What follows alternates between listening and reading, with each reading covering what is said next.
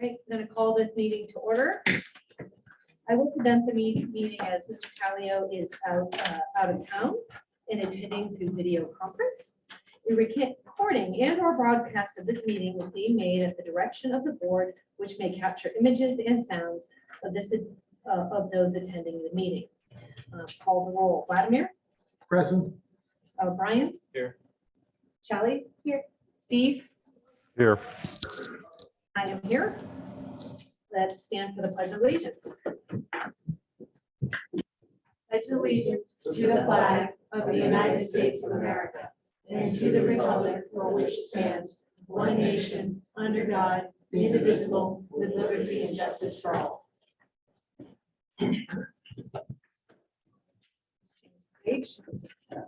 Agenda approval. Any board members like to provide comment on the agenda? No? All right. Do I have a motion to approve the agenda? Second. Any discussion? All in favor? Aye. Aye. Steve? Yeah. Yeah, Aye. Yeah, aye. Oh, do we have to? Okay. All right. Do you approve the motion? I do. Brian? Yes. Yes. And Steve? Yes. Yes. And I approve it 5-0. Closed session report. We have nothing to report from closed session. Superintendent's update. Yes, good evening.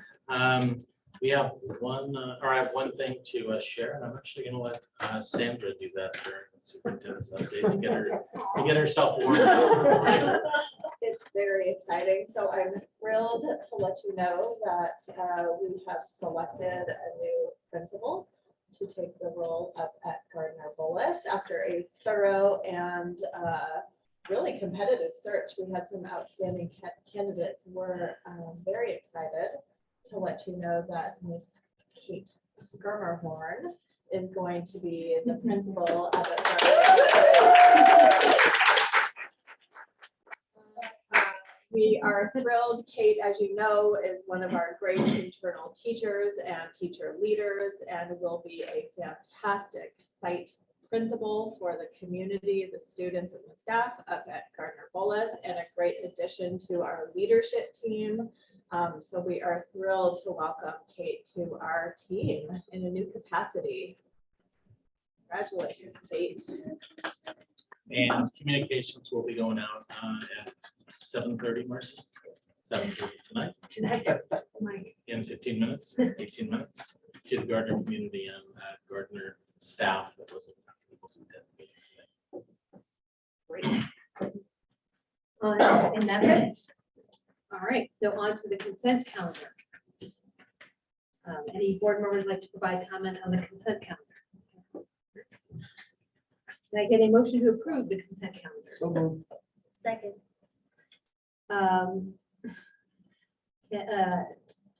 Call for a roll vote. Yes. Vladimir, Brian, Yes. Yes. Shelley, Steve, Yes. Yes. and I vote yes, 5-0. Employee request to address the board. Kate Skirmerhorn for LATA. Thank you. Good evening. I am honored and excited to join the Gardner-Bullis community. I will continue serving as LATA president through the end of June and will work closely with both LATA leadership and the district to ensure a smooth transition heading into our new school year.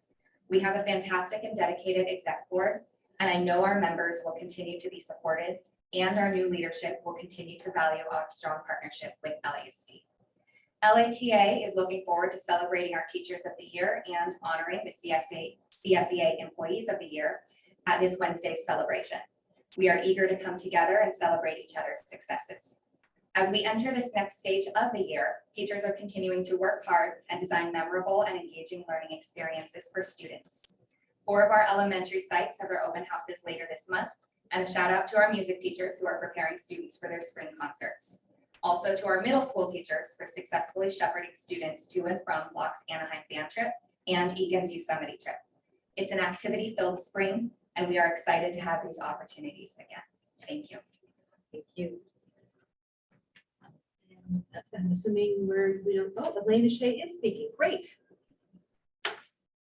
She's not, oh, okay, not speaking.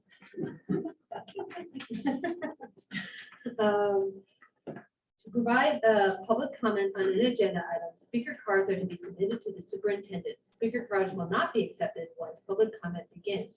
Your name will be announced when it is your turn to speak. We are on to community comments. This is the time reserved for members of the public and employees to address the board on items that are not on the agenda. The board is not permitted to discuss or take action on non-agenda items, except to instruct the superintendent to review the matter further, report back to the board at a subsequent meeting, or place the matter on a future agenda. The board may make a brief comment or ask clarifying questions. Do we have anybody who wants to do community comments? Not seeing, oh, well, we have nobody here. I'm so used to looking at the Zoom. Nobody here. All right, move on to action discussion items. Summer school. Absolutely. So I believe at our last board meeting, we just, there was a request from the board to kind of have a little bit more detail about what our summer school offerings will look like. So I've invited Miss Claire Griffin, who will be serving as our ESY and summer school principal, to come and share a little bit about the program. Sure, thank you. I'm Claire Griffin, one of the psychologists in the district, but as Sandra said, I will be doing our summer programs. So I just want to give you a little overview of what we've been planning. So our goals for our summer program are really to provide an engaging and rigorous experience for our students in reading, writing, and math, and STEM. And the purpose is really to provide kind of a bridge for what our students are doing now and to prepare them for next year, and to help build some confidence and to help with some skill deficits that they might be having. And so we are going to monitor how we do on those goals using a variety of measures. So for reading, we're going to be using our DIBELS assessment, which is what we're doing now. So it's a familiar assessment. The math curriculum has a pre and post assessment that is built into the curriculum. So students will be screened to determine what they currently know and then some areas in which they might be falling short. And the intervention will be tailored to those skills. STEM, there's an end of unit assessment. So they'll be working on a project over the course of the 4 weeks. And then overall, we want to provide a end of summer student survey to hear from the students, to hear their perspective and their experience, if it was engaging, if it was fun, if they had a good time. So just some logistics. The program is running from June 13th to July 8th. It is a quick 18 days. It'll be at Santa Rita this year, and we're going to have 2 programs that are going to be running at the same time. So our Summer Academy program, that is our full school day program. It's running from 8:30 to 2, and this is our invite-only program. And we wanted to target students who were at risk or who needed support over the summer. So the measures that we looked at were students who are on free and reduced lunch, English language learners, and then students who might be just falling slightly behind in the areas of math, reading, and writing. That program, we will have 10 teachers. We've hired 10 teachers and 5 literacy aides to support. And then we're also really excited to partner with the YMCA again. They're going to be providing after school care from 2 to 5:30 for families who would like it at no cost to families. And then in addition, they're also going to be providing 2 additional weeks of full day care from 8:30 to 5:30 at Santa Rita. And I actually just spoke to them today, and the focus is going to be a lot on social emotional learning. They know that our students are going to be participating in a lot of academics during the school day, so they want to provide a lot of fun opportunities for students after. They talked about Legos and robotics and things like that. So I think we are looking forward to that. And then our extended school year program, our ESY, that is from 8:30 to 12:30, and that is for our students who are in special education. Students are selected for this program based on their specific teams, looking at data to determine do they require special education services because their skills might regress. You'll notice that the adult support is a bit bigger for that program just due to the needs of our students. So we have 8 teachers hired. We're going to have 17 instructional aides, 21 behavior intervention technicians, and a therapist who will be supporting that program. Yes, yeah. So the behavior techs are actually also going to be supporting our Summer Academy program as well. So there's going to be some overlap there. This is just a day in the life of what it will look like for our Summer Academy program. So we wanted to mirror as close as possible to a school day. So our students will start with our morning meeting where they have their community building. And then the curriculum was selected based kind of on a variety of factors, but for reading, we're going to use our reading workshop curriculum, which is familiar to our students. And then something that we're adding this year, when we kind of looked at programs that we've offered in the past, we noticed that there was a piece missing for a lot of our students, and that was in the area of phonics. So we selected an evidence-based program that helps with phonics, and that actually spans for kindergartners all the way up to 8th grade students, and it helps them with some of those really early literacy skills that students might be struggling with. So it's a program that can be used with all kids. They'll go to recess. After recess, they'll have writing, which they'll also be using our Teachers College writing workshop. The math program that we're using is a math intervention program called Do the Math. It is targeted for intervention small group, and it is game-based. There's a lot of manipulatives. It's a very engaging curriculum. And then they'll go to lunch, and then after lunch is going to be our STEM block. And so that is going to be an engineering curriculum that we have selected that is project-based, and it's going to build upon the project throughout the duration of the summer. And then just some demographics and some information. So we've invited 235 students who are currently in our grades kinder through 7th. We've had 3 rounds of invitations that have all been sent out. And then some special populations that we've targeted. So we've invited 105 students who are English language learners, 67 students who are free and reduced lunch, and 33 students who are in special education. So not eligible for that ESY program, but still require some support. And then just on an anecdotal note, I've been talking to a lot of parents about the program and giving them more information. And there has just been overwhelming feedback of gratitude and thanks that we have this opportunity for our LASD students. Even families who can't come to the program are really appreciative that we offer it. And so there's also been a whole team of people, it's not just me prepping for this program. So yeah, just really thankful that we have this to offer our students. Any questions? How many did we, what was our number last year? I forget. I believe we were around in the end of people who showed up about 125. All right, anybody? Yeah. So I see that our program goes through 7th grade. I'm wondering about our 8th graders who might be struggling before they hit to high school. Do we have anything for them, or is that for the high school district to kind of get them ready for high school? We do not. So this has kind of been a thing every year. So it's a challenge because when they leave us in June and graduate, they're out of our system. So we do through transition meetings in a more specialized system that Jennifer is working on, but even for the general education student, there are those articulation meetings between the counselors. So we let the high school know of students who might need some additional support. I don't know what our high school is offering this year. We will be putting out, I have to do a little refresh, but for the last 2 summers, we've put out kind of a do your own summer school at home programming, and that does include a review for 8th graders going into 9th grade.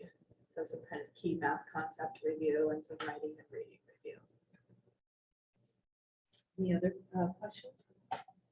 Yeah, I don't think we've done something like the 2 extra weeks of daycare, or not daycare, but full day sort of camp essentially before. So I was curious as to what the impetus for that was, and is that whether it's a significant cost?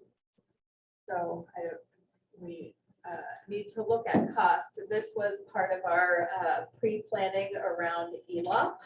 So one of the extended learning opportunity program, one of those pieces moving forward is that we have to offer a 30-day program for students who are at risk over the summer. And we balance that with knowing that in the past, some families have not been able to attend summer school if it was only 4 weeks and they didn't have extended care to kind of bridge the school year.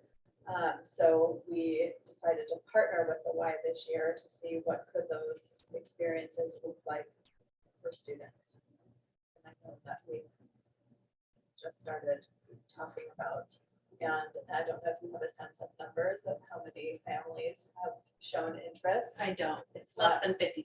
Yeah, it's not a lot of students. Would that satisfy Eva?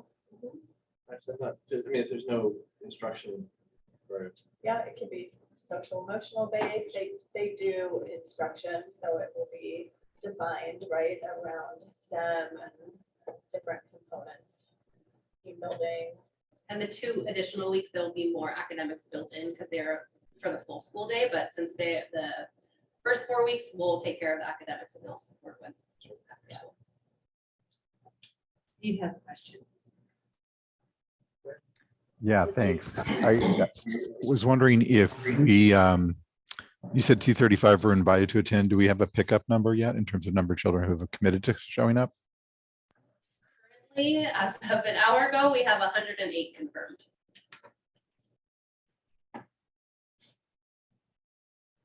Many families are excited to have the opportunity to travel this summer. And so we're getting probably more no's than we've ever gotten. If you go back to the day in the life, Mhm. you had phonics after reading workshop. Why aren't they reversed? Question. I don't think there was any thought behind it. Yeah, well, we know phonics will get infused into both reading and writing throughout production. Have we done all 3 rounds of invitations? Oh, so out of all 3 rounds. we've Yeah, got and 108. I believe we're like stretching a little bit to, you know, they might not have really hit the criteria, they were just under, or how about this or that student? Mhm. So we're really trying to throw a very wide net. All right, any more clarifying questions? All right, anybody in our public here would like to have any comments they would like to make? Sorry, Jessica, can I just jump in with one other question? We have 108 that said yes, a lot of families traveling. Do we have any materials we can give those children that are struggling that could be done with the family outside of class to help bring them along? So that I will relook at our kind of virtual independent offering to see. I haven't really looked at it from that lens, but I can look at that to see if there is something in addition. Think about RAS kids and some of the tools that we typically use. Yeah, we might be able to do something like that. Right, any more? Yes, I'm sure I've asked this question before, but have we ever sort of looked at, I think we've always done summer school essentially immediately after the end of school. And I don't know whether we've ever looked at either operationally or from family perspective, because I know some other schools that do the same thing really as trying to get sort of a running start by doing it in July or. Right, you know, last early year we August. actually Oh, did did we? the whole month of July because of just the craziness of last year. We wanted teachers and students to have a little break. So we Right. had 3 weeks of a break That's right. and then I think a solid 6 weeks. I can't remember. My brain is like, I think it was a Of 6 school, of summer school. of summer school. 6 I think it weeks. was a 6-week program with like a week off before Before school the start of started. Yeah. And, you know, similar, I remember just looking at the data, the students, many kind of trickled off after 4 weeks and attendance went way down. Any other comments? All right. Moving on. We have providing social emotional local care assistance and support to LASD students and staff. Yes, so we've invited Jennifer Kiker, our Director of Special Education, and Aaron Green, our Director of Student and Staff Services, to come talk about social emotional support within our district. It's as important as academic support, especially right now. So Jennifer and Aaron, welcome. Good evening, Brent. This is a kind of collaboration of all 3 of our departments. So we're going to be the ones speaking, but just know that social emotional learning goes into curriculum and instruction, student staff services, and special education. It's all kind of combined. So this is a collaboration. And what we wanted to do is give you an overview of what we did have for students and staff this year and just some proposal ideas for leading us into next year. I just clicked. There we go. All right, so I'm sure you're familiar now with the triangle, and this MTSS is the multi-tiered systems of support. I think Sammy's going to talk later about the academic portion. This is the social, emotional, behavioral. Again, at that bottom, that green tier is what we want for all students. We want accessible that all students and staff can access. So we're going to talk about what we have with that green band. And at the next band, which is the tier 2, that yellow band, it's kind of the at-risk. So anywhere from 5 to 15%. We're seeing more of the 15 this year, but in years past, it's been more about 10% of students at risk. And that's where it's a little more specialized interventions for students. And then that top tier, that red tier, is really just for that under 5%, where the kids that are and the staff that are most at risk, more, I would say, in crisis. And then we have particular interventions for those students and staff. Jump in? Sure. So I'm going to talk about tier 1, about what's happening now, and then what we propose for next year, or what we think we need for next year, and then also tier 2 on what's happening now, what we'd like to see for next year. So for tier 1, when we say tier 1, we mean all students. So we have all sorts of programs and resources in the classroom that are available for all students. Like we did this year, we actually, I don't know if we included it, but we did our Back Together. We do things like Responsive Classroom, Project Cornerstone. All of our schools now have curriculum that addresses social and emotional needs that they implement in the classroom. Teachers are using mindfulness strategies and different things to calm students and give them tools during the day. Classroom accommodations, and then we have full-time psychologists. So that's something for all students that we have now. We think all of those things are really critical. And what do we need for next year? Well, next year for students, we'd like some additional push-in supports for classrooms to help with some regular SEL lessons. And then also some more facilitated play at resource and lunch, or at recess and lunch, for those students that maybe aren't connected or need specific guidance. And this is a new piece too. We've been talking about staff mental health and support for the last year, or since the last 2 years since pandemic, but we feel like we need some mental health check-ins and supports for our staff, just access to consult as needed. We also need access to some well-being activities, like maybe some exercise or quiet activities during the day that could act as a brief intervention for staff. And then modeling and coaching in class for the SEL lessons. That's tier 1.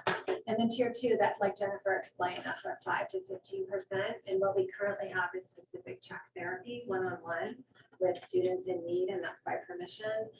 We also have regular check-ins with our school psychologists. They usually have a group of students that they're checking in with and or meeting with.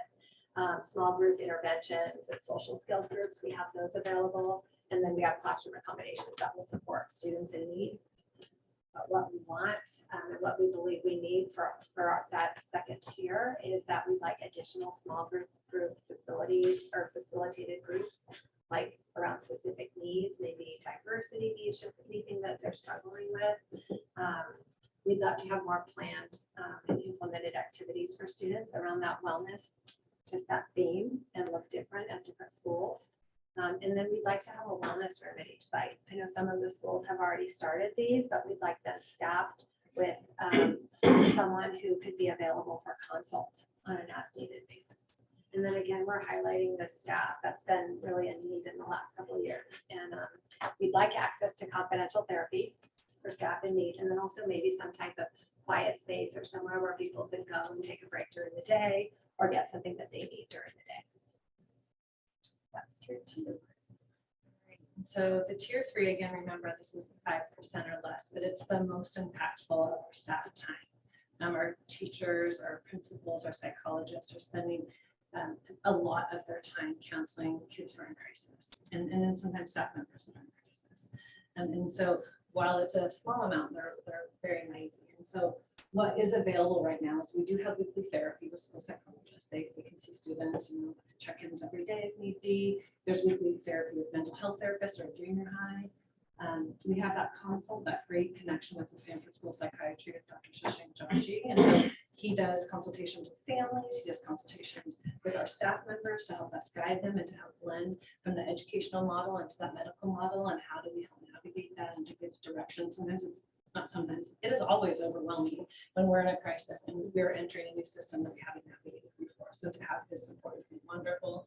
And we have a great referral to community resources. Our psychologists have put together lists of people who we kind of keep tabs on who has open availability, who doesn't. We try to give a warm handoff to our families when they're seeking Hold on a second. Okay. are seeking therapy. And in addition, we have students who we're helping with families to navigate IOPs and intensive outpatient. So half-day kind of therapy programs, partial hospitalization programs where you might go in for like an eating disorder clinic for 30 days and then come back out. And so there's a lot of different more intensive options out there in the medical world that we do sometimes help parents navigate and have connections with. So what's needed? What we don't have is family therapy. Often when a child's in crisis, it's not just a child, right? It's a family in crisis. And so to be able to have someone who has the understanding and the ability, that comfort level to work with family and family systems, maybe not long-term, but at least to help to support the short-term. That is not something that we're able to do right now on a consistent basis. Access to a licensed mental health therapist for regularly scheduled therapy. We've struggled this year with our junior high staffing it full-time. And even though we have this lovely grant from El Camino, I was not able to fully get someone because we don't get funding until summertime. We don't get confirmation until summertime, and though that's too late to hire. So we've been down staff, so we haven't been able to have that. And then also our higher students, we need to help them support better that medical resource because it is, again, the whole system is really hard to navigate, especially when you need it now and there's a 10-month waiting list or a 6-month. For our staff, by the time they come to either one of us, it's too late, right? Our staff are already taking a month off or a couple weeks off for mental health, time to work on themselves. We want to get them before that. Like we want to be there to help with some of the precursor preventative things so that they can be more aware of their personal stresses and be able to take steps before it gets to the point where now it's impacting the classroom and the students because their teacher's gone. So we would like to be able to provide some ongoing therapy. We have some teachers that have come to us, they've been on a wait list for 6 months and they just can't read any longer. So if we have that connection with an outside resource that can really get that in, that'd be very helpful. And then again, support navigating their own medical benefits. We have great benefits here at this district and we do offer a lot of things, but navigating that when you're in a crisis and you don't have family support is really hard. So additional support and understanding about that.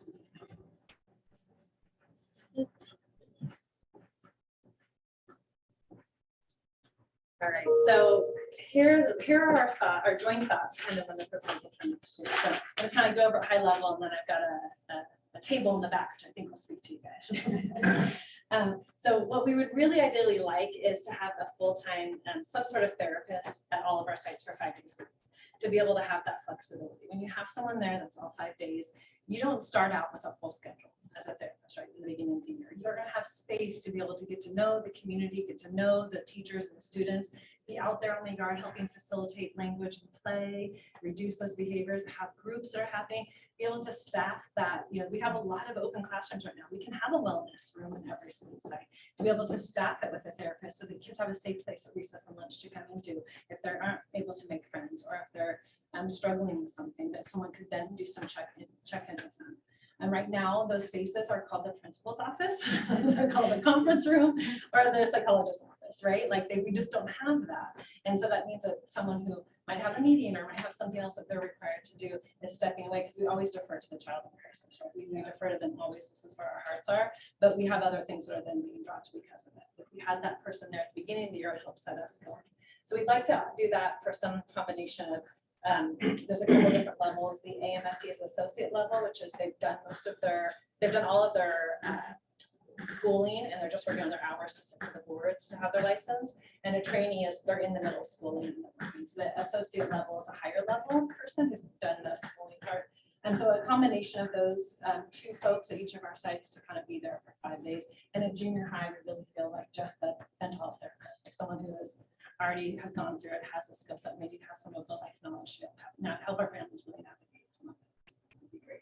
Jen, I want to add into that point. So I don't know if you're aware, but we are partnering with Santa Clara County this next year to get a school community linked services coordinator, SCLS coordinator. But anyway, it's mostly funded by the County of Santa Clara, and we have somebody on board to come next year who is lovely and a PhD and just really, she's going to take care of a lot of that and address a lot of the issues that we've talked about leading up to this point. So that's not part of this plan because it's partnered with Santa Clara and it's funded differently, but I wanted to share that. But we do hope there's a new person speaking to you next year. that will Next help with the year. coordination of all of this, Right. because right Yes. now we're just kind of doing our best. Yes. But this, what we're speaking to you about the proposal is really about what the kids would feel at the school site, right? Yeah. What that, this coordinator would help. They're going to help with the whole mental health piece. So And so I don't know, Sandra, if you want to talk a little bit about the Sadie app? Sure. So we've talked a lot about preventative things when people are at risk of crises or in full-fledged crises. But I know Brian and perhaps Steve at the CSBA conference went to a session with the folks down in Stanislaus County around a group of medical doctors who developed an app called Lifeguard or Sadie. They kind of go back and forth between the two, but it's really a much more preventative measure for staff to really start developing a deep toolbox of self-care and the ways of thinking about your work and your life, and having access to tools and wellness. So that is something that we would like to balance the preventative piece with all of the needed reactive pieces. to support families. And it's focused only on our staff at this point, right? Correct. So really just support our Yes. staff. The next slide is all of these things here are part of what we could do with the level of support that we just talked about with staffing. If we had someone 5 days a week at a school site, we would be able to go into the classrooms and do some modeling and coaching for our teachers on the social emotional learning lessons that we were asking them to do on a regular basis.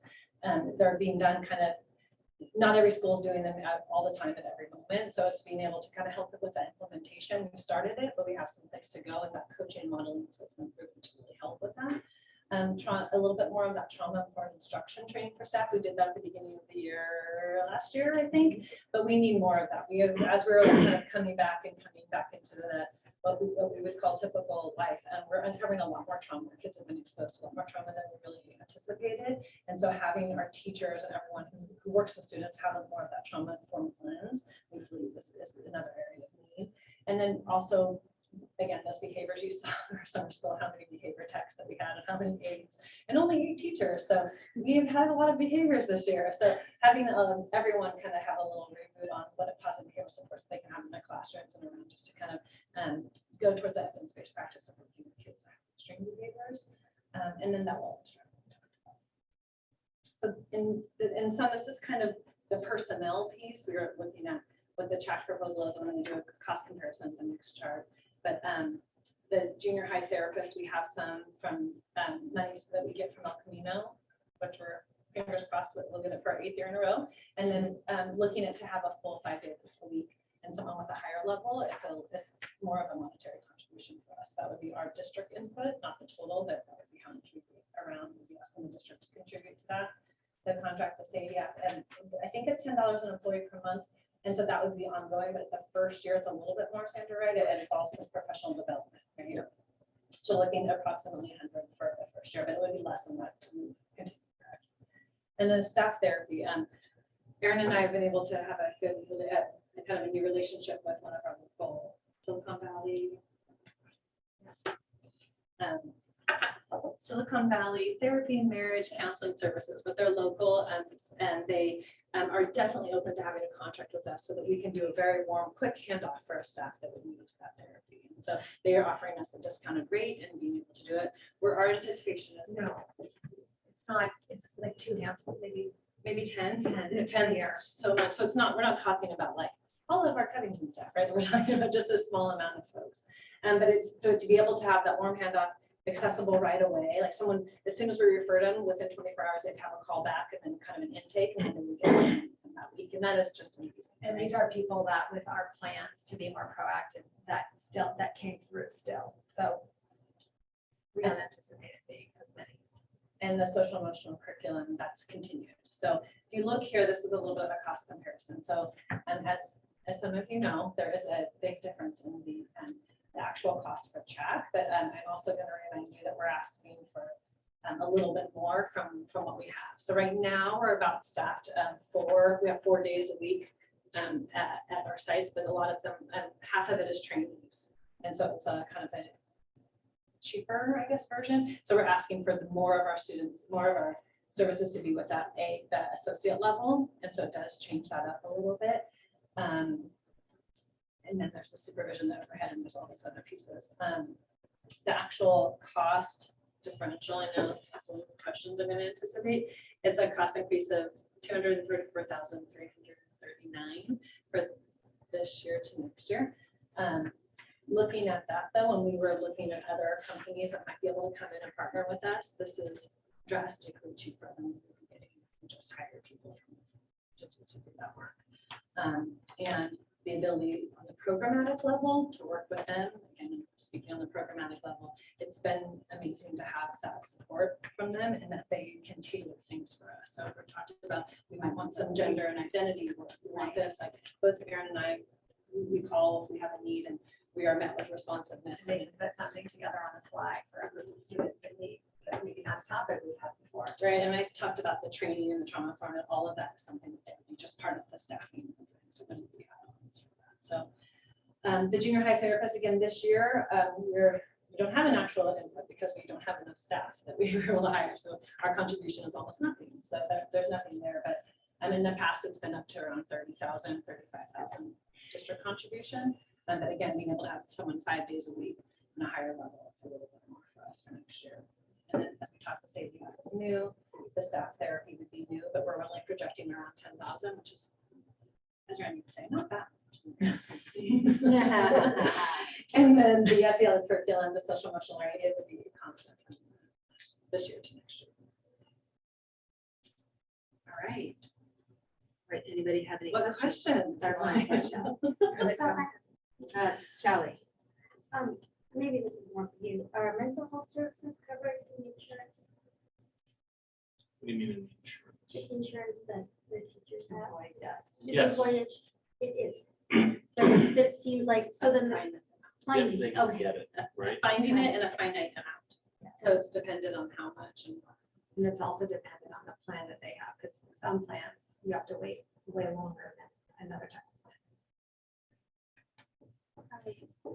And I know that we're the SLS coordinator or SCLS Yes, coordinator. We're adding a city. We're adding this, thank you.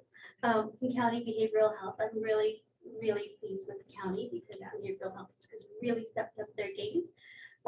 My question is, the Santa Clara County Office of Education is also piloting wellness centers in 10 school districts. Since we're working with one county agency, are you thinking about working with Santa Clara County? Do you want to be part of their next cohort of pilots? So I think we're always interested in that. I have not heard from them on that. You know my stance whenever I reach out. So say a bit about the Santa Clara County, not Office of Ed, but No, I Santa Clara understand. County. And So often I've worked in this county for quite a while, and I often would reach out because there's different initiatives coming out. The answer I normally get is that, oh, for that program, you don't qualify. Or your students don't list out to, so, or even in my other districts. So we didn't have the demographic that they were looking for to be able to access. And so I wasn't able to, unless we were Medi-Cal aligned, we weren't able to access a lot of the services that the county was offering. And that's broadly for specific students. And this is what the SLS coordinator will do. For specific students, if they meet a particular profile, they can get connected to services.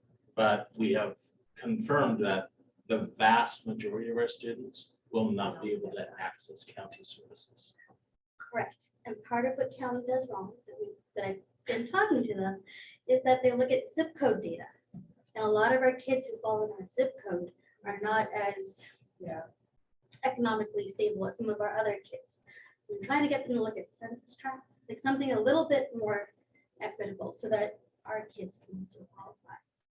And they've asked for Medi-Cal status, very clearly the last couple of times that I've asked, was that, do you have someone who qualifies for Medi-Cal?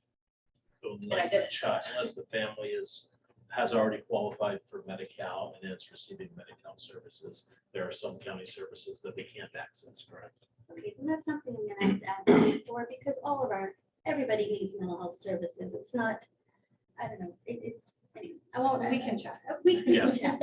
And then I just wanted to confirm the timing of the El Camino grant with respect to hiring. That's really good feedback. I know the people who run that department. I did a little consulting work with them. I did not read our grant because that would have been a conflict of interest. But I will tell them actually that the timing of their grant precludes us from being able to hire people. I didn't know that. I did share that with them, and then they gave me some hints of how to change that a little bit, like kind of where I could expect to go moving forward. But I think the first couple of years of my grant, I wasn't quite sure, but they said I can be quite comfortable in my 7th year now writing this grant, but I can have a little leeway to try to hire her. I'm like, okay. That's it. Oh, I can easily give it right. Any more clarifying questions? That's it. Vladimir, Brian, Steve, do you have any clarifying questions? Clarifying, no, that I'll have other questions later. All right. All right. Thank you, ladies. Thank you. Wait, wait, public comment, and then we can. I know that, but they can sit down. We can see. Yes, I do know that. Thank you. I do know that. They're not leaving the building. And they brought people. Yeah. Do we have any requests for public comment? Would any board members like to comment on this agenda item? Why do let Steve go first? Yeah. Steve, wake up. I'm awake. Thank you. So one of the things that came up in prior conversations with Jeff about this issue is when do schools are required to provide mental health supports versus when is it helpful to provide? I understand that there's some distinction where we're required to provide. And what I'm trying to find out is of the $435,000 that Jack's going to be providing to it or charging us, how many of the students are in that area that we are required to provide the support versus refer them to supports elsewhere?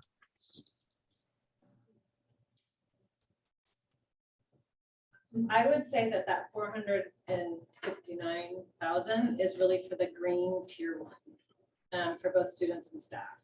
So it's the hitting the most that you can, the 80% or more for the preventative and at the moment time. So it's really not meant to be long-term intensive support. It's really meant to be this wellness piece and being able to kind of support teachers if they need it, but be able to infuse that wellness within our system.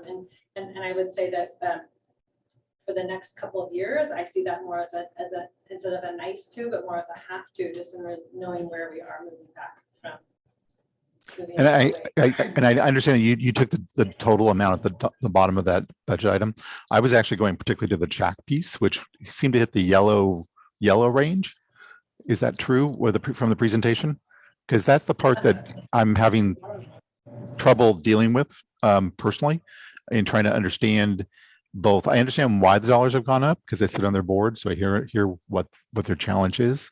What I'm trying to understand is, are we evaluating students before they're referred to make sure they're in we need to provide that support versus we have this service, therefore we're leveraging that service to be available? So with the CHAC kind of proposal, it would be like all of the green and probably most of the yellow. So it actually would hit both layers, but our psychologists kind of are the gatekeepers, I would say, for that. So as a student becomes on someone's radar, either from the teacher, from the parent, or from the yard duty, that would be, then it usually gets funneled to the school psychologist, and the school psychologist kind of looks into kind of what's going on, and it's their recommendation generally, should we move forward to a CHAC referral. So it's kind of done first with us. Sometimes it's a recommendation that's not appropriate, and it really, maybe it's based on some pretty intense trauma, and that would go directly to an outside community resource, because you don't want to dig super deep and then go back to math class or something. So, but that school psychologist really is the one who kind of makes the call to see, is our school-based solution-focused counseling short, ideally short-term, is that the right fit for this child? Does that answer your question? A little bit. I think what I'm struggling with still, to be honest with you, is the funding, and I think I'm looking at it from more of a business perspective, and I'm going to, Randy, I forwarded to you and Jeff some stuff based on their last report in terms of markups and costs versus what it cost them to deliver the service versus what we were charged for the service, and how inconsistent that is across the various communities they serve. There's no like consistent sort of, it's a 30% markup, therefore to cover overhead expenses. And it cost us this much to deliver those services. If the report that I forwarded over to Jeff, Randy, and I think I copied Sandra on it, was their last monthly statement where they came back and said, by district where they're providing services, there's no consistent level of marking up of those services. So the costs are not coming across the same. So they could tell that for our district, it was $95,000 is what it cost them to deliver the services to us. They charged us $239,000 or something. I'm getting the numbers probably off a little bit, but it was in that kind of range of a markup.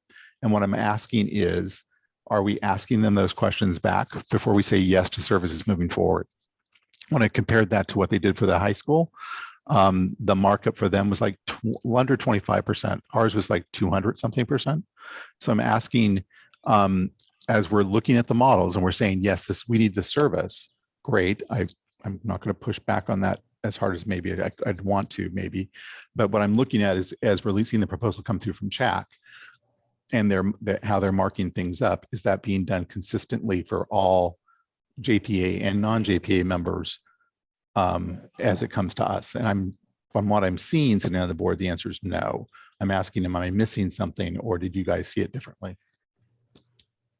So that's something clearly that we would have to, that's not Jennifer, and I know you know this, Steve, that question isn't to Jennifer and to Aaron, probably that's to Randy and I, or Randy, Sandra and I, to understand whether the cost is equitable across the 3 school districts, and actually 4 school districts if you include Sunnyvale school district as a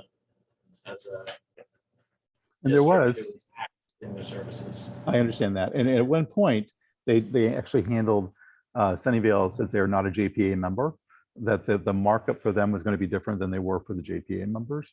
And so currently, we actually pay more of a markup than Sunnyvale does. And I took out the Back Together program when I looked at the different ways that this was being handled. And by taking that out, I actually raised our cost per hour that we're getting versus when it was included, because the expenses were so high for the Back Together program that we did last year that it ratcheted it down a little bit. But if you remove that program and the expenses that went with that program out of the equation, our markup is dramatically different. And so I guess what I'm asking before as we move forward, and you've defined your need, can you please go back and ask CHAC to define the markup on services that they're doing for you? I understand there's got to be an overhead cost. That's true of any business out there, but they're not showing in what they at least are quoting in the reports to the board. They're not showing how that markup's being calculated. And I'd like to understand that better before we say yes to a contract moving forward. So when you use the term markup, is it fair to understand that is the cost of services provided? So for 40 hours of that's not the way that time, no, know how much that is. No, they literally come back and look at, if you look at that page 20 of that report I forwarded over to you guys, they said it cost them $95,000 to deliver those services. They charged us $235,000. I'd like to understand what the delta is, because it's not showing up in their expense list. And so I'd like to understand moving forward why ours markup is so different it is for Sunnyvale than it is for others. And how can we make that work? Could I interrupt here, or could I offer a suggestion? It's a follow-up to what Jeff suggested, that this sounds to be like an administrative issue, or perhaps even Steve, you could bring it up as a board member of CHAC, but it's not a Jennifer or Aaron issue. But it is a mental health wellness cost issue. And that's why I'm raising it in part of this conversation for us to talk about, because I think if we're going to be saying, oh yes, it costs us this to do this, we need to understand the underlying cost to actually deliver those services. And are we being quoted yes, I hear Jennifer say, I cannot go get this cheaper elsewhere. It's great. But the flip is, this is not a for-profit or even a medical group because they can't collect insurance today. They are a community agency that we fund and we created.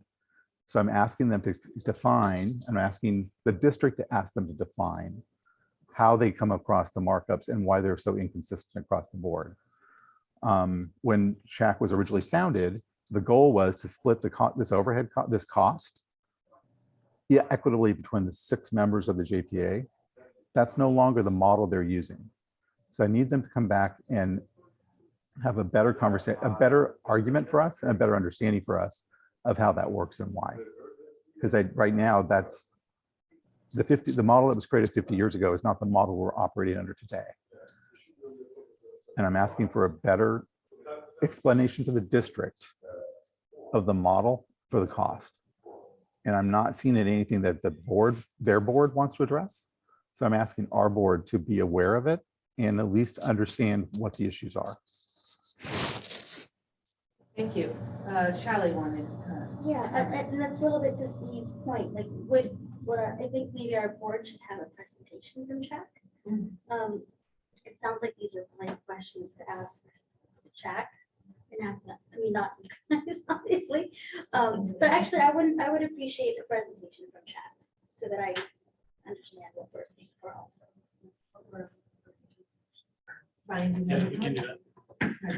Yeah, just along those lines, I think it would help to understand how other school districts, both ones who are contracting with Jack and others that aren't, are planning to deal with this stuff. I'm sure there's a lot of conversations going on between various districts, and so it would help. And I think the other thing that I think Steve was getting at as these costs go up, I think we all understand that there's a tremendous amount of trauma and that there's a shortage of mental health professionals, frankly, and that kids need help. But I think I certainly feel the sense that we do kind of have to make sure that we're tying what we're providing back to classroom education, right? I mean, we want to help kids, but at some point we do have to make trade-offs between where we spend our dollars. And so much as I would love to be able to spend all the money necessary to ensure that kids can get services in school, I think we do have to sort of at least be conscious of what the cost trade-offs are and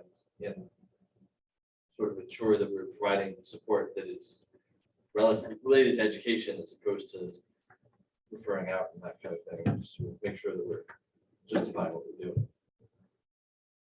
Am I allowed to comment? Yeah. So yes, and I would say that what we're looking are, we see ways of internalizing and externalizing behaviors that impact the classroom. So, right. and those are the kids that are going to the psychologist first, right? Because they are exploding or they're internalizing and turtling and they're not participating, they're not gaining from their education. That's how they get referred in the first place. So it is directed back to the classroom and the learning. And not just to them. Not just to Right, them. Sometimes it's added stress for the teacher too, right? Well, Like, And the other. Class. yeah, Right, yeah, I mean, it's the whole system, right, Right. for sure. The other thing is that I think it's our recommendation that this SCLS coordinator person looks into how you get trainees is you actually have to run a training program and be able to give units and be able to give that. So our recommendation is to look into like Palo Alto University and other universities that do have some sort of counseling program to see what their flexibility is to be able to have a different type, you know, the leveled people is a great idea because you get a lot a lot of support for less dollars, yeah. But we don't have that ability for next year to go that quickly. But I think looking to see what else besides Jack can offer those different layers would be great, but it's going to take some effort. Or do you have anything to add? Yeah, could you go back to the chart of costs? So you're asking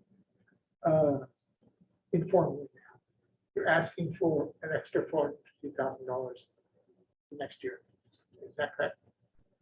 I'm putting out there what our recommendations Okay, are, and all right. if the board wants to comment on priorities, that's great, but this is kind of our recommendation for what do we think would be. Okay. All right.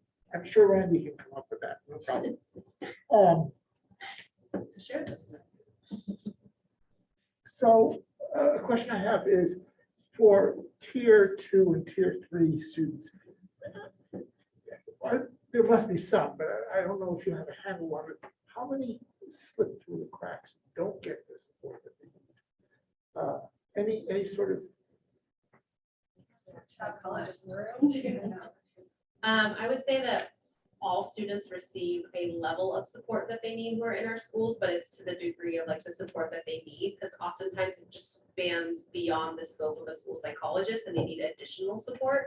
And so I think all students get some level of something if they're in need. So, and I would say that, and off the top of my head, the ones that slip through our cracks are the ones that leave and don't tell us why they've left. So we've had families that have moved to a different country. Things did not go well. They came back, we haven't seen them for 18 months, and we're in a really huge crisis at this point. So, or they moved to a private school and they're coming. So there are ones that have left us that didn't maybe share that there was something going on when they left us.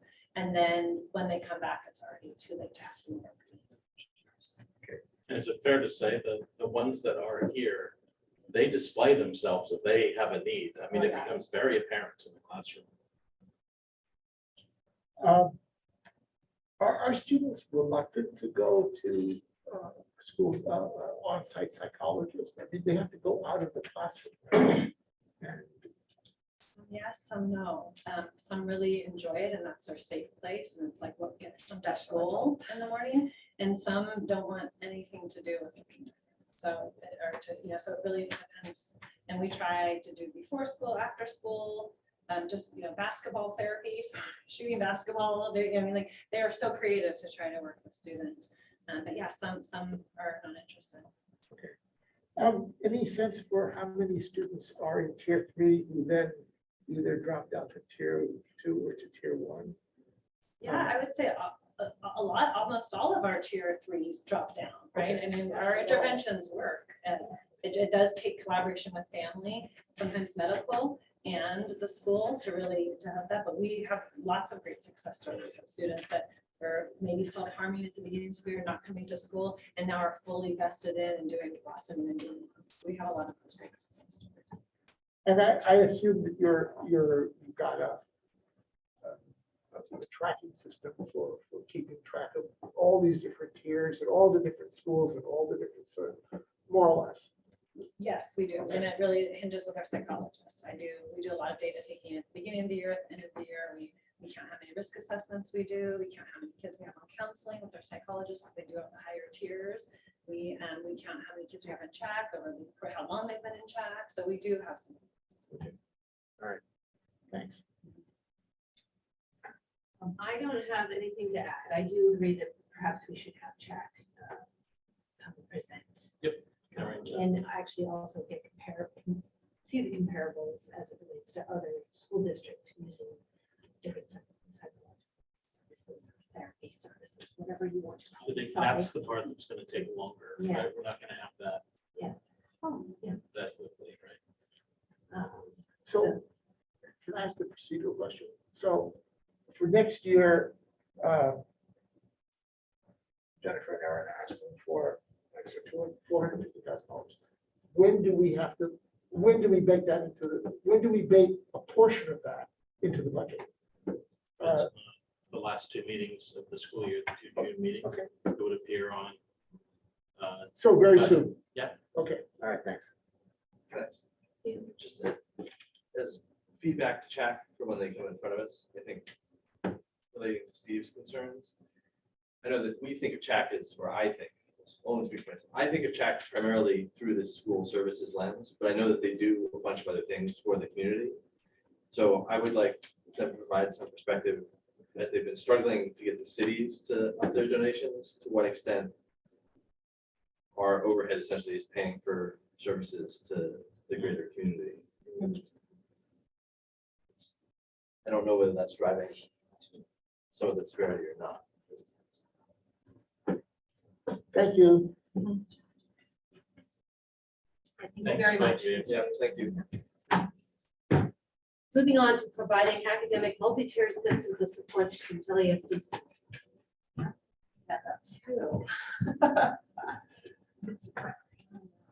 Alrighty, so you heard a lot about the social and emotional tiered supports, but tonight we're going to talk also a little bit about the work we've been doing to support students academically. And want to make a note that this report is really as of the end of February, as we look at our intervention cycles and being able to collect data. That was kind of our last clean points in time. So keep that in mind. So we've heard a lot about tiers. Same exact concept. Tier 1 is for everyone, tier 2 is for some, and tier 3 is that most intensive tier. So we wanted to start tonight with some highlights and some areas of growth in each of the tiers. So we have done some significant work this year in our tier 1 and adding additional components around the science of reading and making sure that all of our primary classrooms are using the latest best practices and phonemic awareness to complement our phonics program. So that's a great growth for us district-wide. In tier 2, again, when we think of a few students, we have trained, and I think you all heard about this earlier this school year, but we have trained all of our K-5 teachers and some of our K-6, we're working on 6, in those tier 2 reading intervention strategies. What can they do in their classroom for students who might be struggling in reading that is within a small group or an individual within the classroom setting? So they've been trained on those evidence-based practices. They have resources to be able to do it quickly and routines to make it simple for teacher and effective for student. All of our K-5 teachers know this as their red binder. So they have a binder full of those practices to use with their students.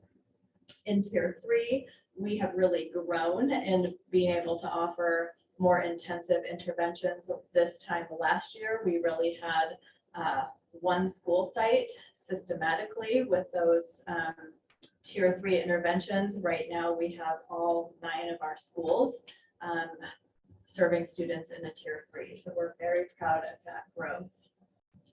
Some additional growth and successes. So we have developed and trained a little army of amazing folks who have just gone all in learning how to deliver a very complicated early reading assessment, the DIBELS assessment. So we have trained both teaching staff and classified aides in how to deliver not only the assessment, but the intervention as well, which is fantastic. All of our K-3 students are taking that DIBELS early reading assessment 3 times a year. And we are now progress monitoring all of the students who are participating in a tier 3 assessment. So I'll show you a graphic of what that looks like, but every 2 weeks, we're getting some data to make sure that students are making progress.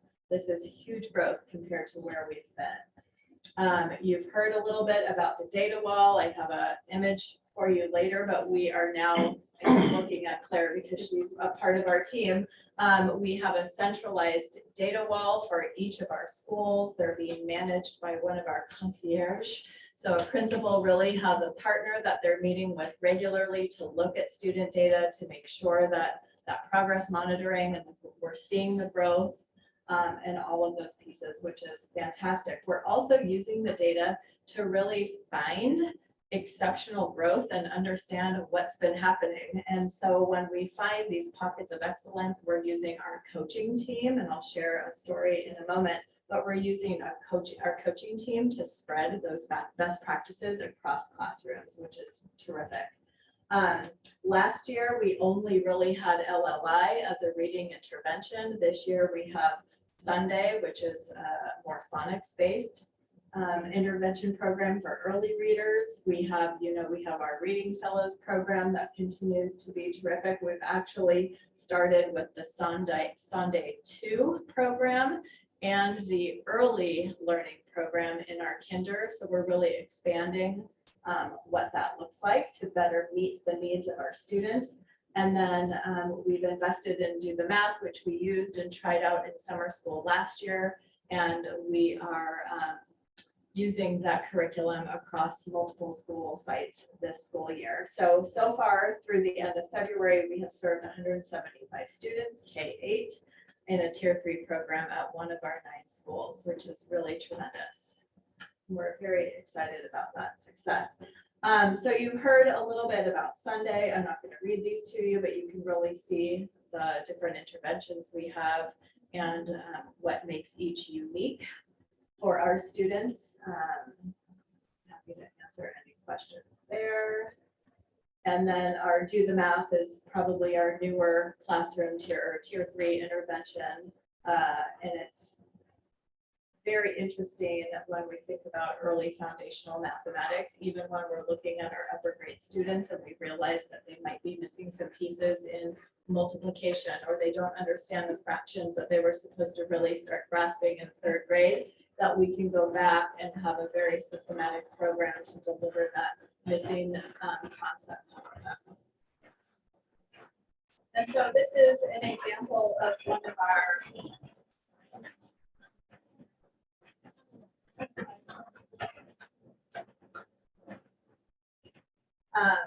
of our DIBELS progress monitoring measures. So this one happens to be a 1st grade measure in nonsense word fluency. Can students read a can they identify the correct letter sound for a nonsense word? So if you can think of a nonsense word like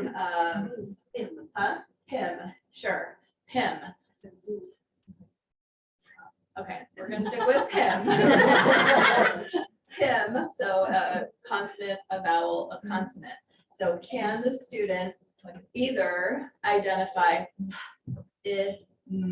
or read the word PIM? So in this case, you can see that's this measure, and there's a variety of words, but you can see at the very start of the year that this student took their assessment and were well below what they should have been at the beginning of 1st grade.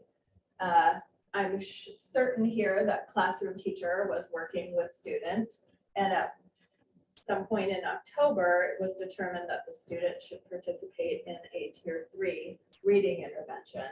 So you can see every 2 weeks over the course of the year, this student has been assessed.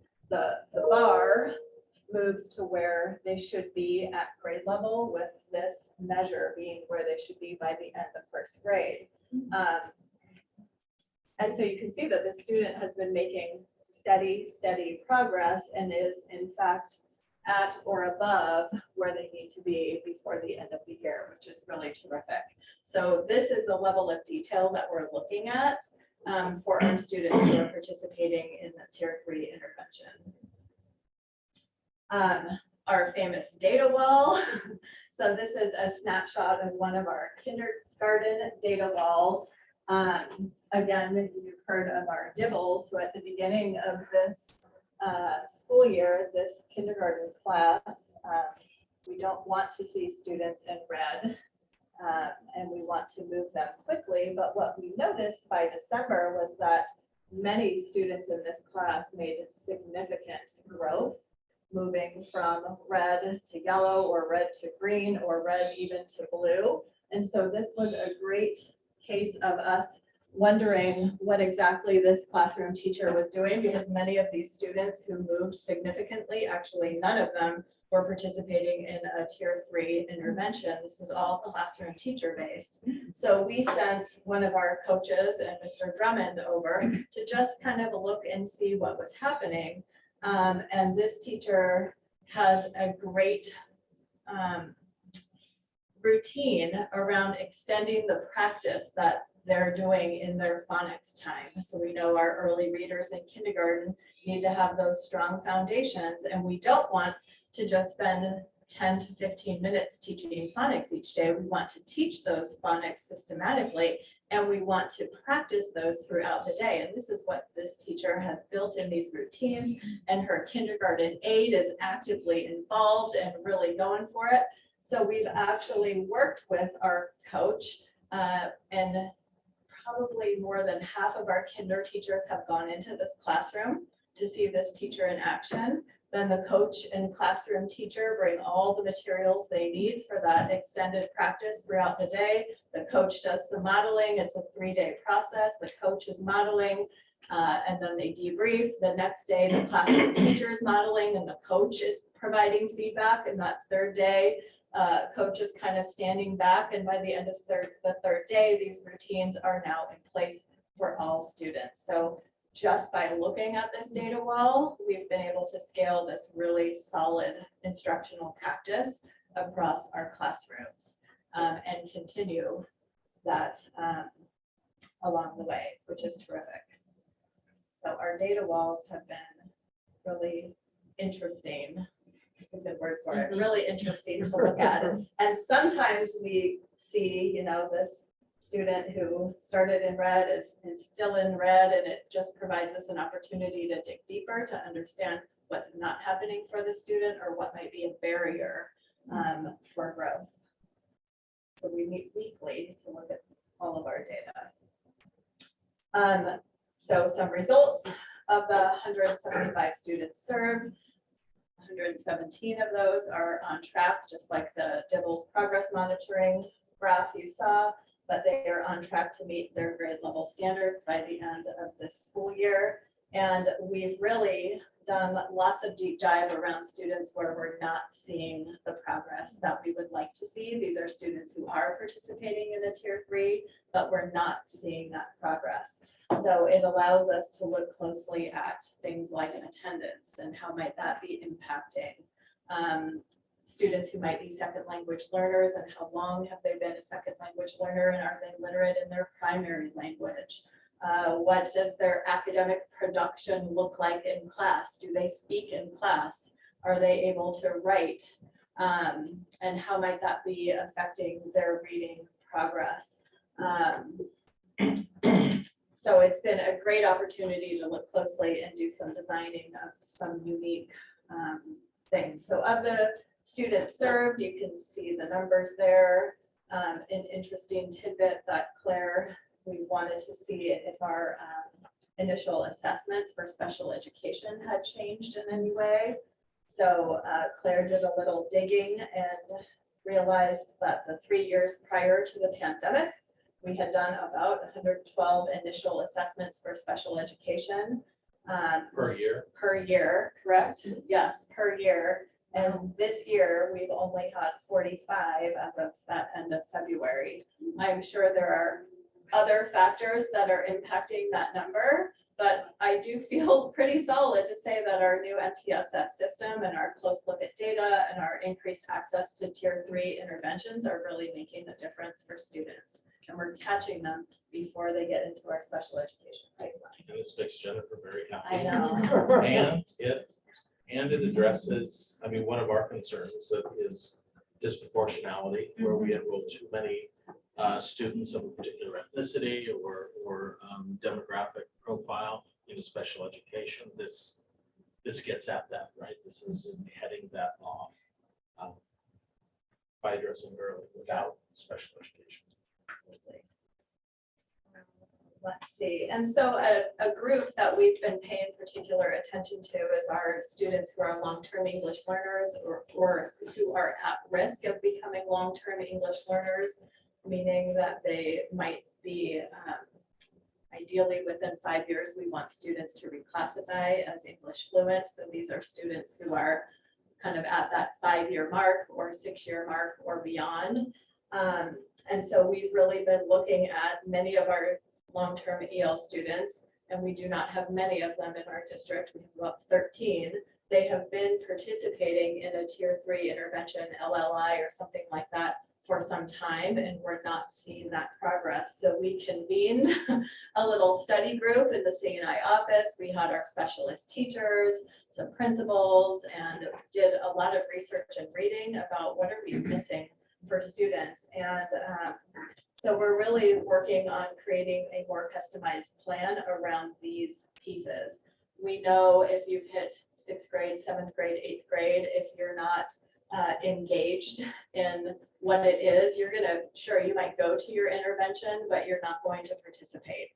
So we're really looking at how can we make these supports more engaging for students. We want to ensure that if they are being pulled out for some additional services, that the expectation is that they're going to produce language. They are going to talk for a solid 30 to 40 minutes when they're outside of class. They're going to be writing, they're going to be expanding their vocabulary, they're going to be held accountable for those behaviors. And we're really looking at building their background knowledge and vocabulary. And one of the articles we read was so interesting about this kind of self-fulfilling prophecy when you come into our schools and perhaps you begin with a bit of a language deficit. And you don't have a lot of language exposure in English before you come to us as an English learner, and we pull you out of maybe science or social studies to provide EL support. And when that happens over extended years, you're missing out on the opportunity to build your background knowledge in those rich disciplines. You're not learning the academic language. So when you're back in the class, you don't have the vocabulary to write or to even participate in a high quality academic discussion. So we've really been talking about how do we kind of fix this cycle and what might that look like. So we have a couple of interesting, I don't want to call them pilots, it's not the right word, but interesting interventions happening both at Egan and at Santa Rita with a small group of students looking specifically at providing some choice and high interest. A group over at Santa Rita is doing a whole career study, and they're building vocabulary and background knowledge and talking and writing about career options and what they can look at. Over at Egan, I'm not sure exactly where they landed, but they've been working on something too for just a small group of students who were not seeing the reading interventions making the difference for them. So we are excited about that work and know that there is more work to do, certainly. So some areas of growth, calibrating around our DIBELS assessment. You will see, I'm sure, before the end of the school year, our end of year DIBELS data. And it was clear at certain times that some of our folks new to administering the DIBELS assessment might have just not followed exactly the expectations. So we've been recalibrating, I think 3 times now, to make sure that we can administer it appropriately. Like I was just talking about, making sure that the intervention is really matched with that student need and being really clear around what is the need. And then supporting our long-term English learners and other students who need some additional support. I think that might be my last slide there. So I'm happy to answer questions. Any questions? Steve, any questions? All right. Do we have any public comment, ladies? I can say ladies because it's a lady. All right, on to board discussion. Yeah, of course. Just a quick question. Yep. I was thinking about those 58 kids who are not meeting the high level standards. Yep. When you do the deeper dive into why that is, and you could discover that it's home life issues. Sure. Now, how does that intersect with what Jennifer was just talking about? So, and those tiers of support. Yep. Well, we know that if a student is not mentally or socially well, they're not going to make academic progress. So this is, my guess is that we have needs that are being addressed social emotionally before we can address the academic needs. So that is a part of the discovery. When we bring up students in a care team, it's oftentimes that we're talking about behavior, mental health, and academics, and trying to decide which one to what degree needs to be prioritized, be in kind of ranked before we can hit all of them. Yeah. And then we'll do some home consultation. Oh, yeah. Any other questions, comments? Just good work. Great. It is great work, and it's a team effort, I will tell you. It's been really empowering for our team.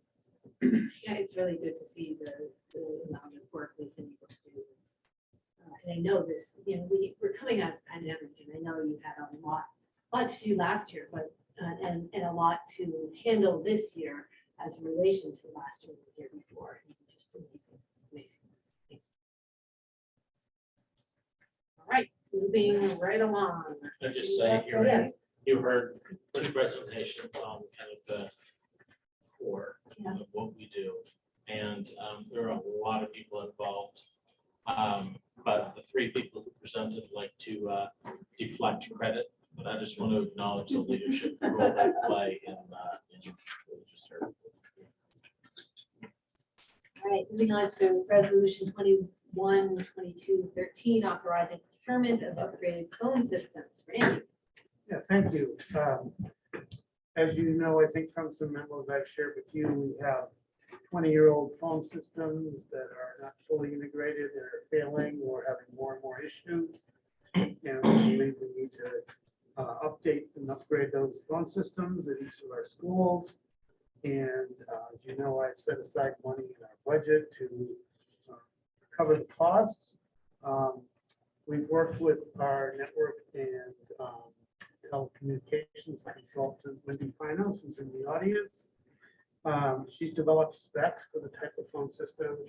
She's been with us since our modernization program, and knows our phones, and knows our network system really well.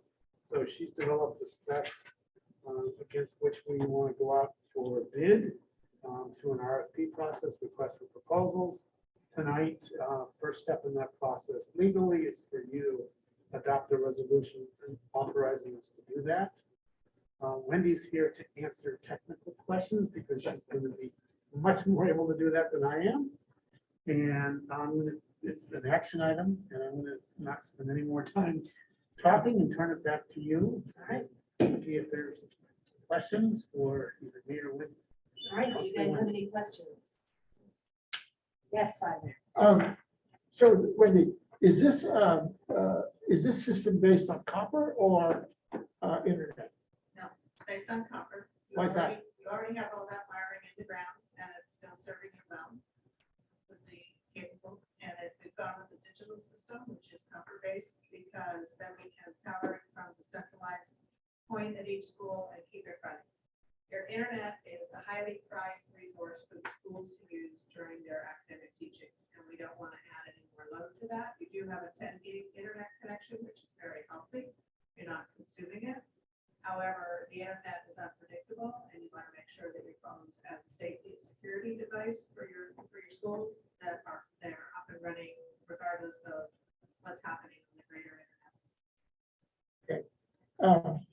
She's much more technical. Yeah, great. Betsy, that was a great answer. Thank you. It's true. My cell phone will automatically fail over to internet. Is that true for the system that you're? Absolutely not. Absolutely not. This is not meant to fail over. This is meant to always work. We don't have any tie-ins to cell phones because you don't issue every. No, I mean, sorry. Right. So we have copper and potentially we could use cable or internet. I was saying that my cell phone will use the mobile service and it fails over to internet if it doesn't have a mobile It goes service. to Wi-Fi calling. It does go to Wi-Fi calling. Yeah, no, this is not dependent on any wireless, it's not dependent on any network connectivity at all. This is dependent on the wires that are in the ground. What if the wires fail in the ground? That's, I think, maybe where he's. Yes. The wires are ours that we provisioned when we did the modernizations, starting again from 2013 or 2003 on to 2008. Okay, as of current, we've had no failures of the feeder cables that go from the central point of the school out to each individual building cluster. Okay, and that's where the wires run. We have had internet connections with jacks in the wall. You know, curiosity, people shoving pens in them, the pens get bent. I'm sorry, it happens. You know, I mean, it's just something for idle. It's like it's in elementary schools and stuff. Yeah, it's normal. We've had problems with, phones stopping working because teachers have been rolling their chairs over the wires that connect the phone to the wall. There are definitely cable failures, okay, but they're pretty much localized and especially the jacks, they can be corrected by just the cable to come things.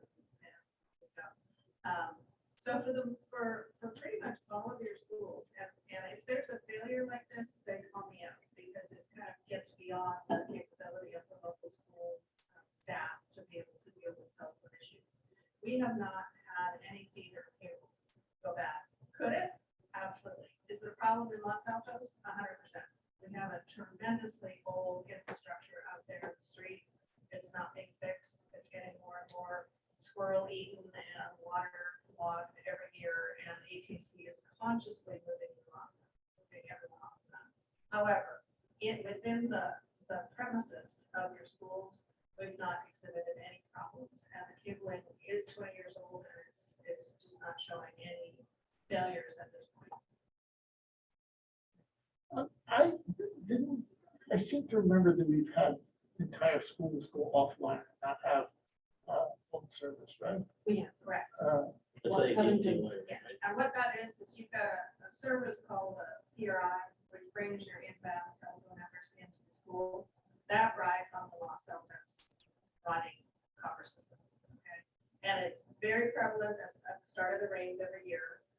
And in the summertime, when squirrels are nursing their babies, they get into the wiring. It's true. At Almond, I can name schools where this has happened. The critters get into the splice cases and they corrode the wires, or the wire itself just rots in the ground, and our circuits are compromised.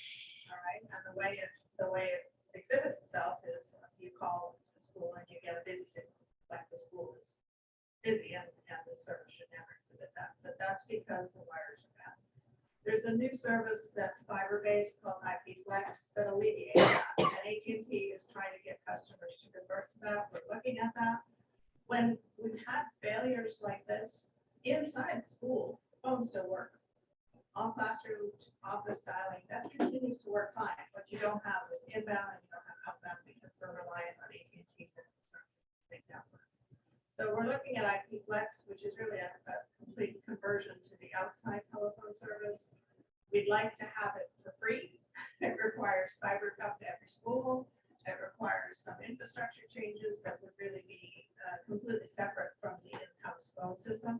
I put it in a variety of places, commercial sites usually where they are paying for it, or where AT&T forces them to put it in. This is a migration path for AT&T. It's definitely where they want everyone to go.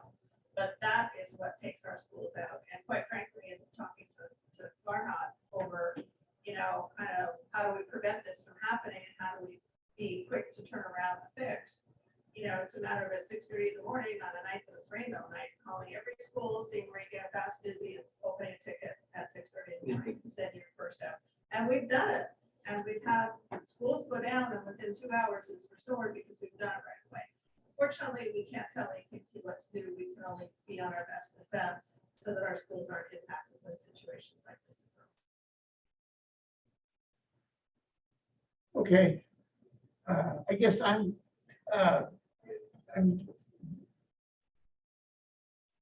a little concerned about failover and the fact that some schools go offline for some periods of time. That's all. So again, with the new, there's been a lot of progress with system-to-system communication. We have two ways of doing this. We put one giant phone system here at the district, and it becomes a single point of everything, but also a single point of failure. But with the new telephone system that we have, the architecture that I've worked on, we now have the ability that if a PRI fails, if the phone system, okay, I'll pick on block, because block is the one that fails the most. Let's say we lose the inbound and outbound phone dialing from AT&T at block. Now we have the ability with the new system, not with the current, to reroute the phone calls so that they go out via some other point of connection, so that the server there talks to the server here and can route a call out through, say, the district office lines or another school or whatever. So that gives them the ability to call out. Calling in, if you could call in, you could transfer. There are some configuration capabilities of the system, of the newer systems, that can allow us to be more resilient when we have these failures. But we still need to get that individual call in line with PRI working with AT&T as quickly as possible. And that's really the best recourse. And they're responsive. they're responsive because they know that this is a problem with their wires. They know that this is a problem with the Los Altos infrastructure. They don't have the billions of dollars to replace those cables. So they don't. So they just basically move us from one pair that failed to a pair that now works. Okay. Any other questions? I have a question. I generally know the answer, but I actually just want the people listening at home to hear. Why aren't we considering like cell phones? Why aren't we considering wireless entirely? It is, a lot of us at home are getting rid of our lines. So I'm just curious on that. So to the best of my knowledge, not every staff person, teacher, office staff, etc., is issued a district cell phone. Mhm. If you're not with a district cell phone that can guarantee service, that can guarantee that it will be up and working, then it's goodness, it's what I call goodness of the heart service to rely on someone's personal cell phone as the method of communication. The other factor that has to be very carefully considered is that when the schools were modernized, they put new glass in all of the buildings that reflected the sun's rays to be more efficient in the air conditioning environment. That's Title 24. That's law. When you do a renovation, you must conform to Title 24 requirements. That also keeps cellular signals outside. It keeps out the sun, but it also keeps cellular signals outside. Okay? So now you're in a situation where you have 5 bars outside, 1 bar inside. You know, in the time of emergency, you don't want your cell phone to not work. And really, you know, you could say better communication between the office and the teacher, better communication between the parent and the teacher. But you're putting this in for safety and security of the students in the time when you've got a failure and somebody's had a student trip because they got excited, they hit their head, they're bleeding on the floor, and you don't want to send another grade 1 student to the office to say, Miss Wendy needs help in her classroom. So your phone is your safety and security device. It's really meant there to give pick it up, and the dial tone's always there, and they can call 911, they can call the office, they can call wherever they need to go. So, you know, unless the district is looking at an operational budget where they can provide everyone a cell phone and do a site survey to make sure that all cell phones will work in every classroom, which is not guaranteed with the Title 24 low emissions class I described, you're still in a situation where your phone may not work in the time of emergency. In 1989, when we had the big quake, I was standing in my house in Cupertino. It was shaking and my phone rang. It was my friends from Toronto. We were watching the Blue Jays play, whoever they were playing at the stadium, calling me to say, is everything okay? And my house is shaking around me. It was like, not really. So, but the phones work. The phones work because it's on a landline. All wireless was gone. Thank you. All right. Do we have any public comment? No.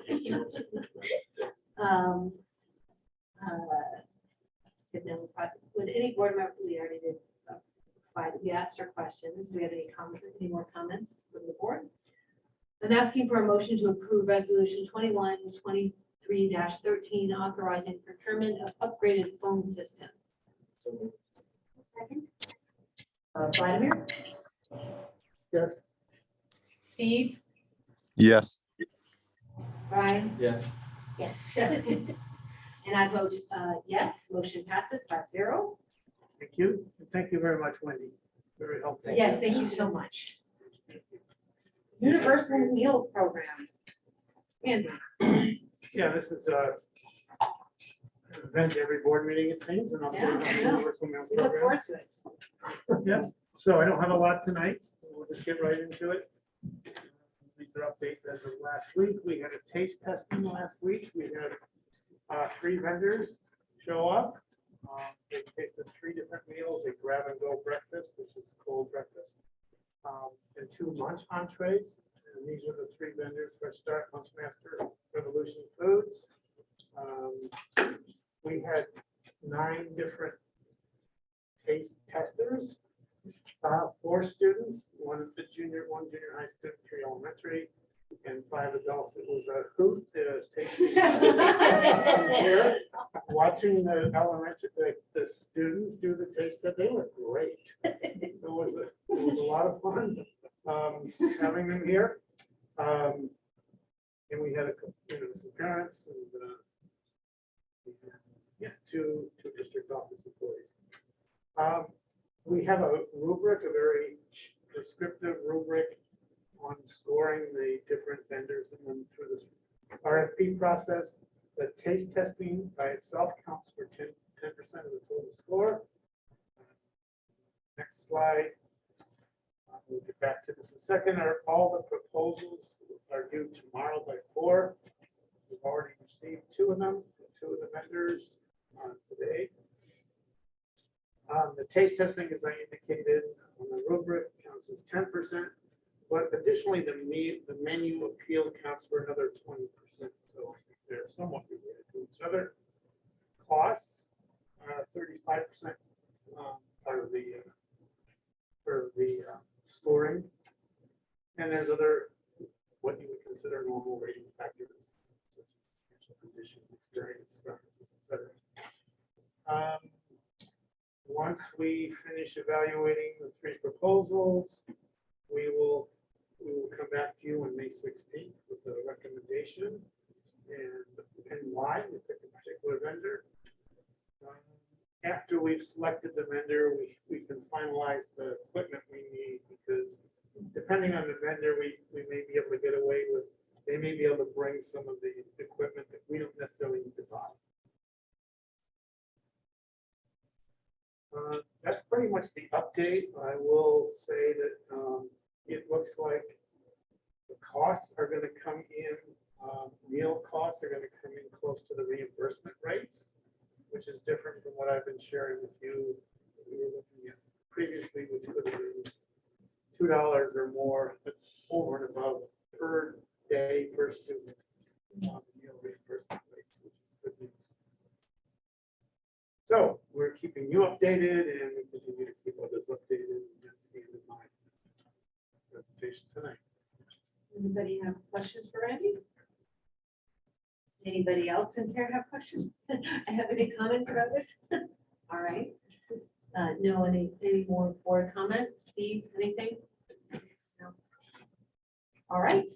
I don't have any questions. Thank you for the update. I do appreciate it. I will say that I did taste some meals too. I wasn't part of taste testing. I took some home. And I actually enjoyed my lunch when I tried a couple of different other meals. So. All right, moving on to resolution 21-22-14, authorizing the issuance of tax and revenue anticipation notes. Board of Trustees will consider adopting a resolution authorizing the issuance of short-term borrowing tax and revenue anticipation. Yes, this is me. We do this every year because we are highly dependent on property taxes for paying our, covering all of our expenses, and property tax revenues, as you know from past experience and your own property tax bills, revenues don't start coming in until December, January. And meanwhile, we have several months of payroll to meet, et cetera, and other expenses.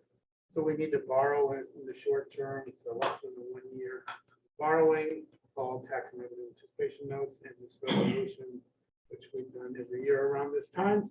It's back to you this year for action, up to $15 million of borrowing. I'll stop there because you're just seeing this and turn it back to you. If there's any questions. Any questions? What's interest rate? Don't know right now. I haven't an update yet.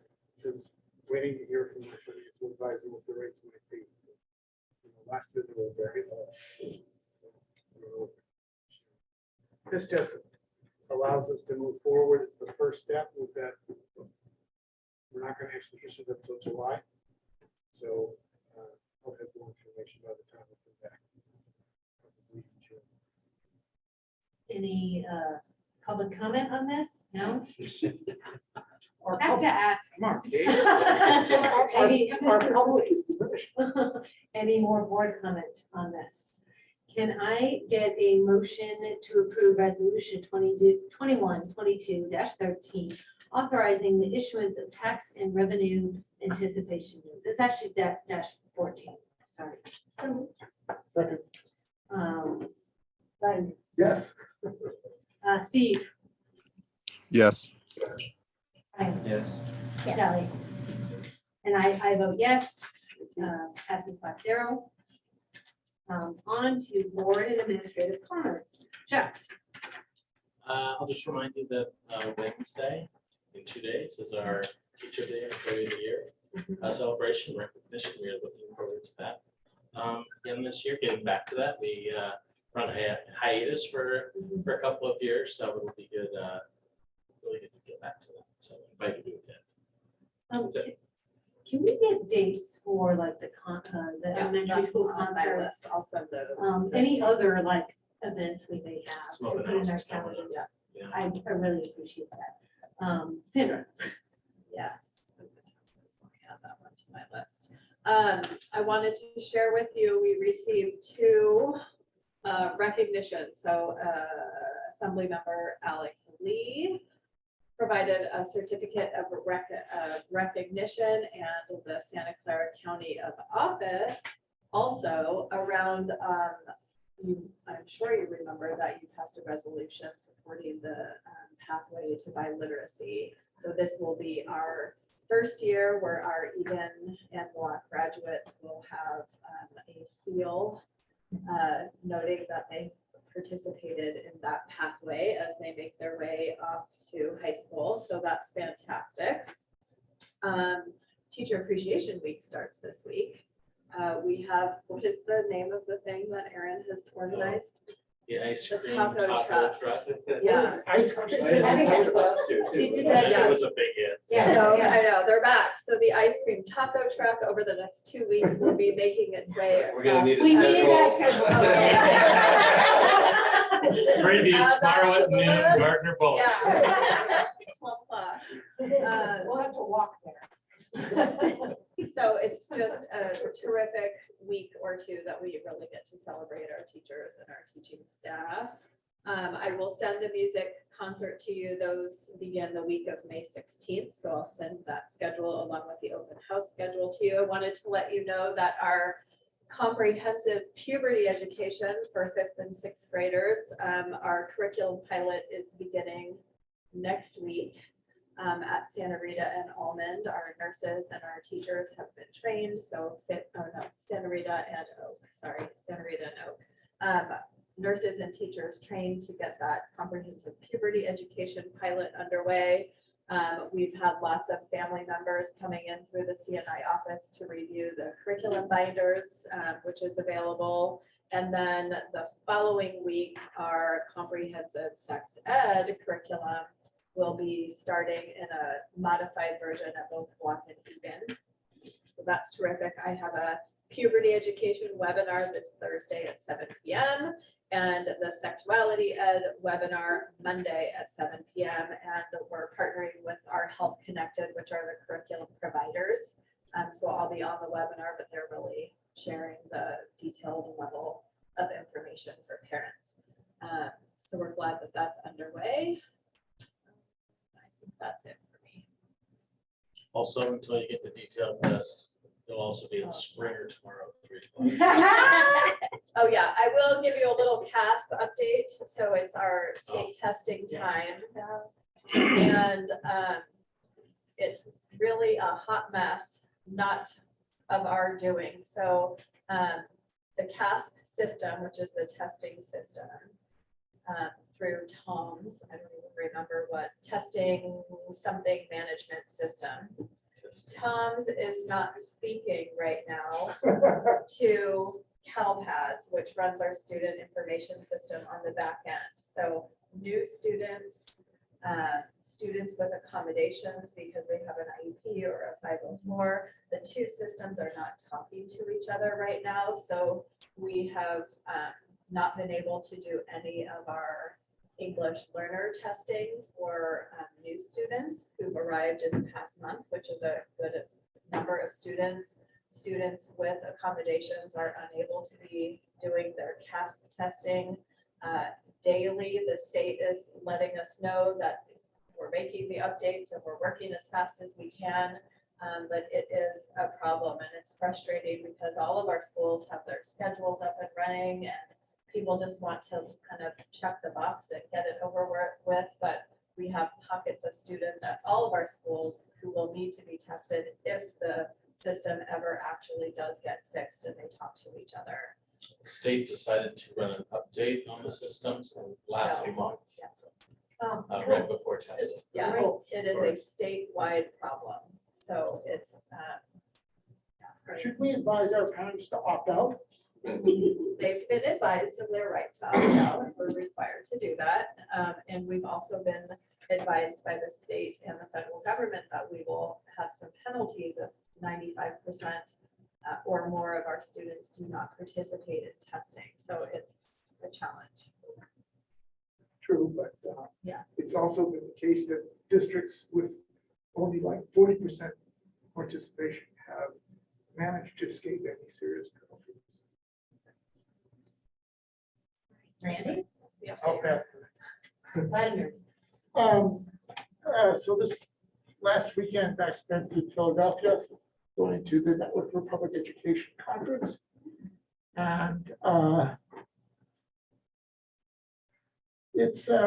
it was depressing because there are lots and lots of issues that we fortunately don't face here because our parent population is quite different from the parent population at many other schools.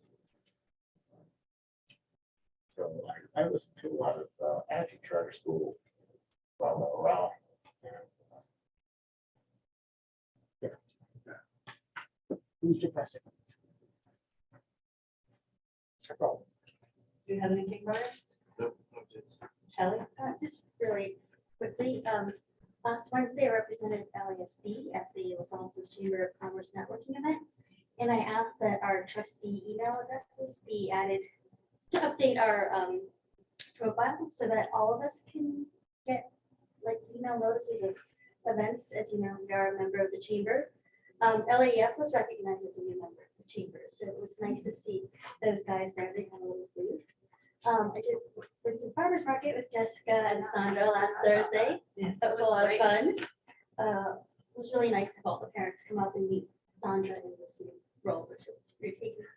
And then just last night, I attended an API Coalition Summit for API electives representing our school. Awesome.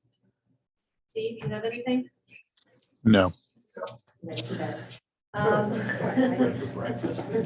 yes. I've got nothing else to add. You know, I did the farmers market with Miss Charlie and Sanders. It was great. Meeting is adjourned.